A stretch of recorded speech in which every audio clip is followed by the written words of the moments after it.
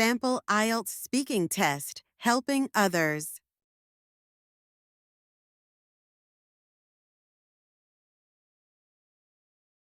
One. Do you live in a house or an apartment? I currently live in an apartment in the heart of the city. It's not very spacious, but it's well designed and incredibly convenient, especially since I have easy access to public transport and essential facilities.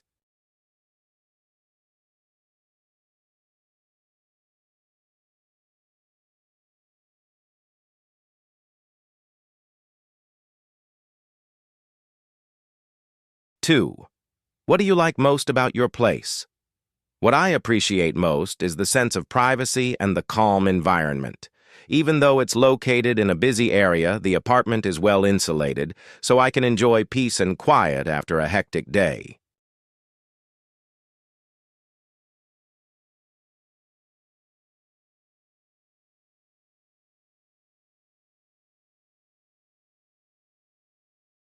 3.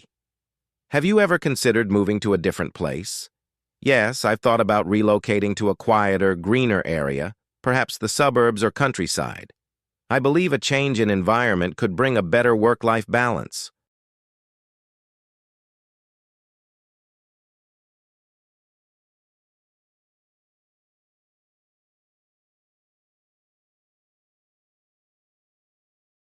'Science subjects. 1. Were you good at science when you were in school? To be honest, I wasn't particularly gifted in science, but I found subjects like biology quite fascinating, especially learning about the human body and ecosystems.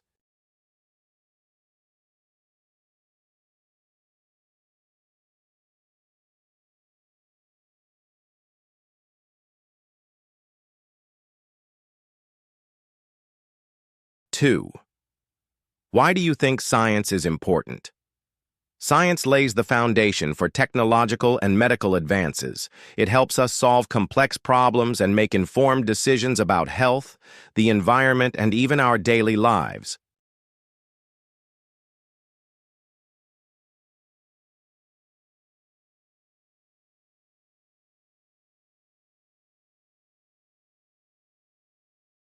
3. Would you like to work in a science-related field? Not really. My strengths lie more in communication and creative thinking. That said, I have a lot of respect for people in science-related careers because their work is often groundbreaking and benefits society.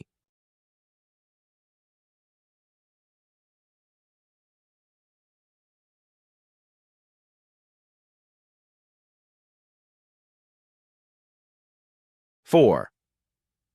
Do you think children should be encouraged to study science? Yes, definitely. Science nurtures critical thinking and curiosity, both of which are essential for personal and intellectual development. Even if they don't pursue it professionally, the mindset it builds is invaluable.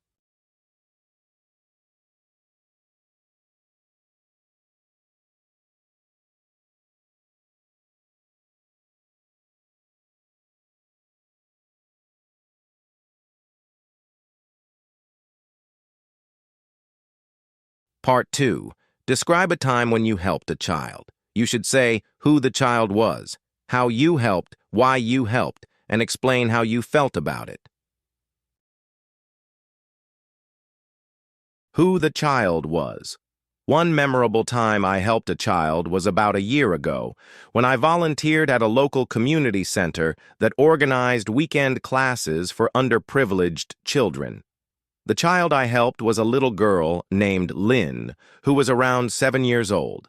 She came from a low-income family and struggled with reading and writing. At first, she was very shy and withdrawn, and she rarely spoke during class. How you helped, I decided to spend extra time with her after the sessions. I used simple games and storytelling to make learning more fun and engaging.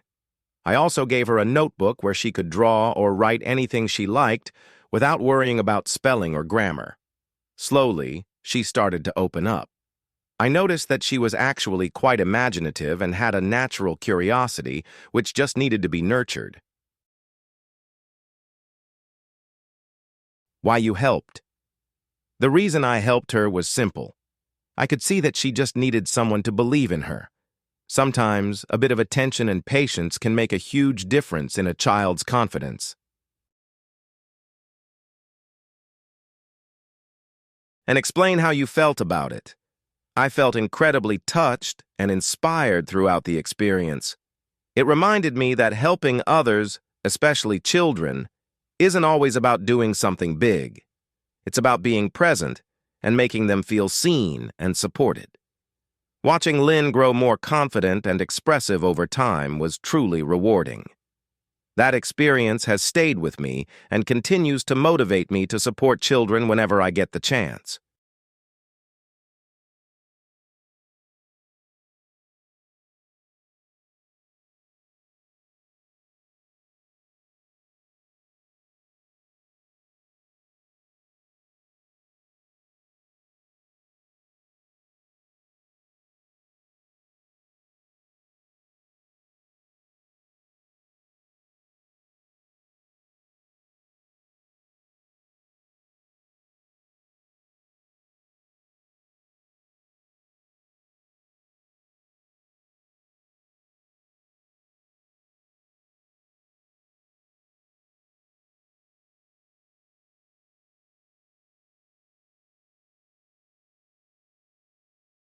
One, how can people help their neighbors?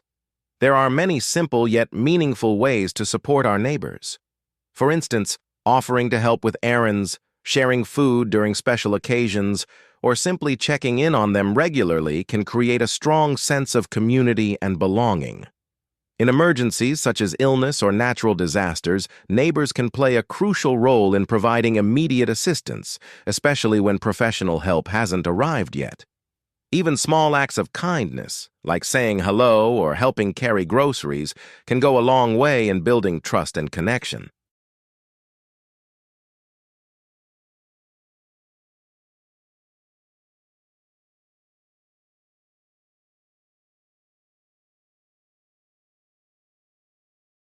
2. How can schools encourage students to help others? Schools can foster a culture of compassion by integrating community service into their curriculum. Organizing volunteer programs, charity events, or environmental cleanup days gives students a chance to develop empathy and social responsibility. Teachers can also incorporate stories and discussions about helping others into subjects like literature or civic education. Most importantly, when educators model kindness and inclusiveness, students are more likely to adopt those values themselves.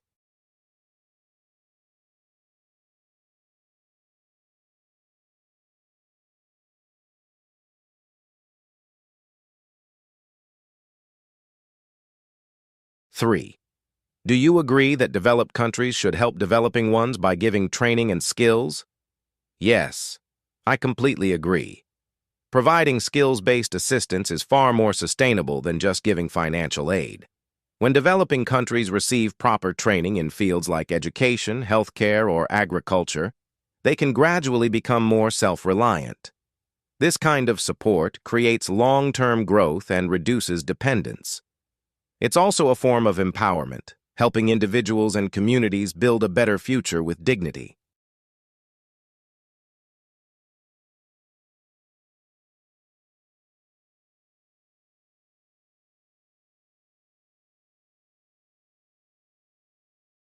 4. Do humans naturally want to help others? I believe most people have an innate tendency to help others, especially in times of need. Acts of kindness often happen spontaneously, even among strangers. From an evolutionary perspective, helping others has always played a role in strengthening social bonds and increasing group survival. Of course, circumstances and upbringing can influence how often people act on that instinct, but the desire to care for others is definitely a part of human nature.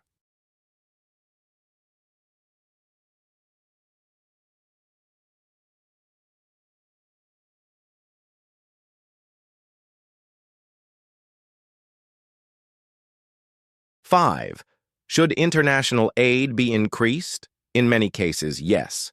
Increasing international aid, especially in times of crisis like pandemics or natural disasters, can save lives and restore stability. However, it's important that aid is well-targeted and transparent. Blindly increasing aid without proper monitoring can lead to dependency or even corruption. The goal should be to offer support that empowers, helping countries rebuild, not just survive.